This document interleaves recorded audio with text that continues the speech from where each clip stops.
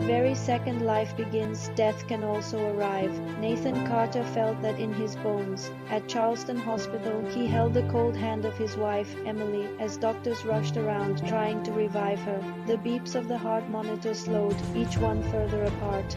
Until silence, Emily was gone, and there, in Nathan's arms, the fragile cry of a newborn broke the emptiness of the room. Grace. The name Emily had chosen, smiling weeks before. Nathan walked down the hospital hallway like a ghost, holding his daughter, while the morning sun streamed through the windows, too beautiful for such a cruel moment. He lost the love of his life, but gained a reason to keep breathing. Somehow he decided to raise Grace, alone, for her, for Emily's memory. But nothing could prepare him for what would come next. A few days later, during a volunteer visit to an orphanage, Nathan met Lily Brooks, 8 years old, big dark eyes filled with longing. She approached Grace's crib, where the baby was crying non-stop. With a sweet demeanor, Lily began to sing a soft old song, the same one her mother used to sing to her before she passed. And just like that, Grace stopped crying. Nathan watched, frozen. Time seemed to pause, two broken hearts recognizing each other in the silence. It was impossible not to cry. The connection between them was real, something beyond understanding. From that day on, Nathan started visiting the orphanage more often, and Lily, she began to blossom. One ordinary afternoon, they sat on the orphanage porch, watching the sky change color, and Lily said out of nowhere, "I remember the smell of my mom's coat. It was like a hug turned into clothing." Nathan froze, swallowed hard. There was nothing he could say. Childlike pain, said so simply, hurts more than any scream. But in that moment he knew Lily also needed a chance to start over. Weeks later, Lily had a small accident in the orphanage yard. Nothing serious, a broken arm, a scare. She was taken to the hospital, and there, lying down with sleepy eyes, she saw Nathan walking holding an envelope. He sat next to her and read in a low voice, "Lily, would you officially like to be my daughter?" Her eyes widened in surprise. Tears began to fall slowly.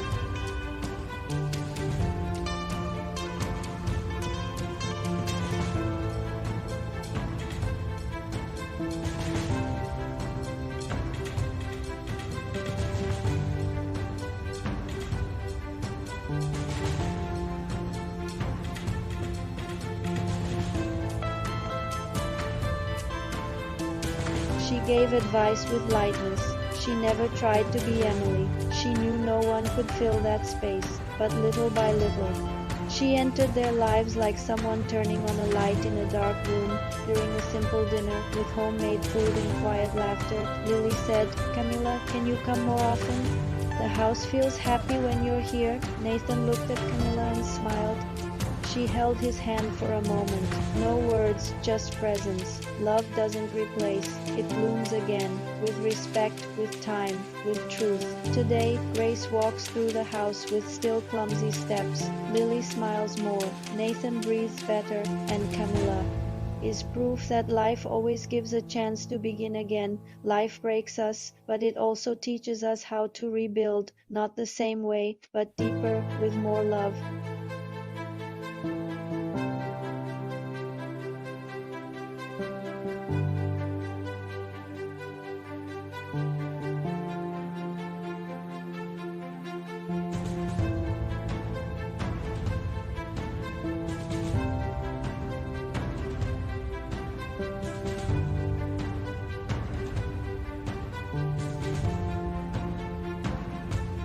Lily became a girl full of dreams, now with a family she called her own, and Nathan, well, he started to believe he could be happy again, but every reconstruction has its tremors. Camilla began arriving earlier, staying later. She brought cakes, books, and sometimes just silence. Nathan noticed her eyes, always watchful, but sometimes distant, as if she too was hiding something that hurt.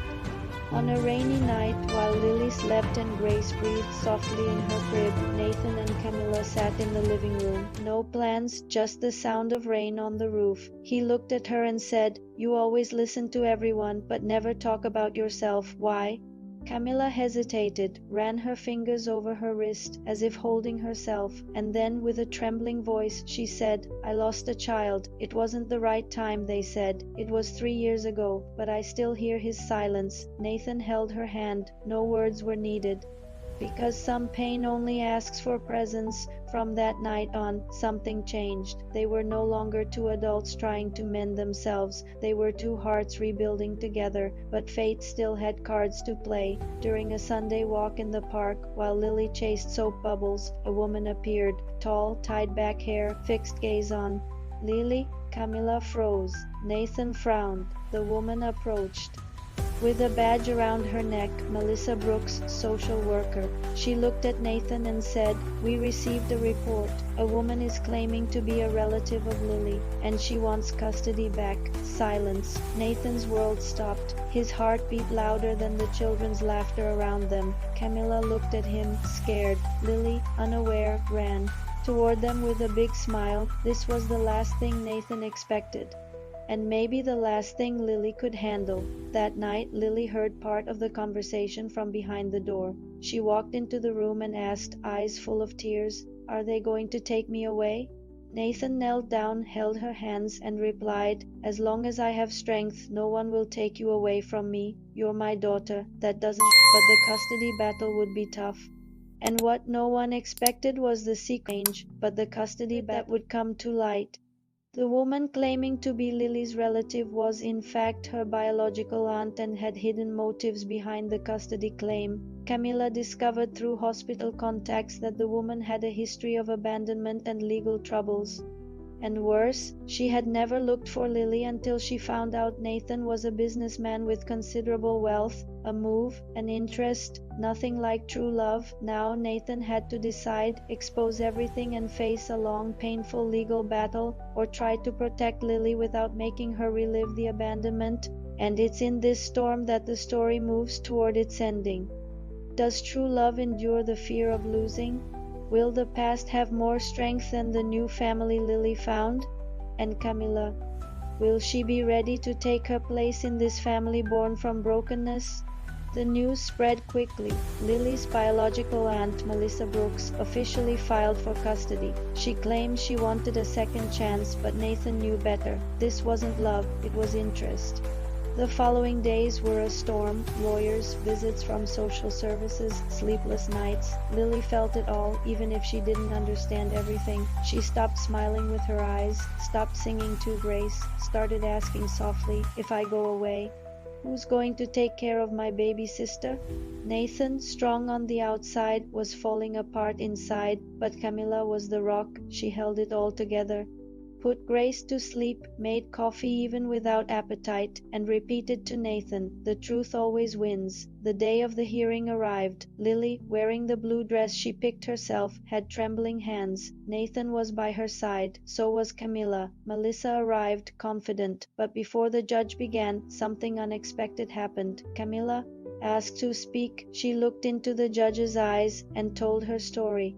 She spoke of the child she lost, of the emptiness that the interrupted motherhood left, and how life had given her another chance, through crooked paths, to be a mother again. "I didn't give birth to Lily, but she gave me life back." Silence in the courtroom. The judge, emotional, asked Lily how she felt. Lily stood up, trembling, and said, "I don't want to change houses, because this is already my house. I don't want a new family, because I already have one. And if I get to choose, I want to keep calling Nathan my dad, and Camilla my almost mom, but with a whole heart." Soft laughs, tears all around. The judge, visibly moved, took a deep breath and gave her verdict. Lily's permanent custody would remain with Nathan Carter. Camilla would be recognized as her emotional caregiver. It was like the world could breathe again. Leaving the courthouse, Lily ran down the stairs like she'd won a marathon. Nathan lifted her into the air. Grace clapped in her stroller. Camilla cried, laughing, makeup ruined. That night they celebrated at home. Pizza on the living room floor. Christmas lights hung, even out of season, and Lily announced, holding a paper, "I made an invitation." Nathan read it, eyes wet. "Camilla, will you be my official heart mom?" Camilla dropped to her knees, crying without shame, "Of course I will, my flower." Nathan looked at them, then pulled something from his pocket. "A ring?" Camilla gasped. "You're kidding?" Nathan chuckled, nervous. "I already lost the love of my life once.